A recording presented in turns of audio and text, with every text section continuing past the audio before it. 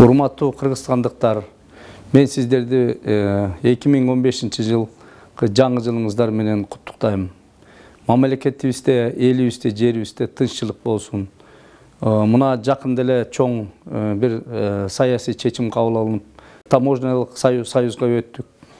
Ушул жылы парламенттик шайлоодо болгону турат. Ушул шайлоодо дагы жакшы, таза шайлоо болуп, элибиз татыктуу депутаттарды тандап алышын каалайм.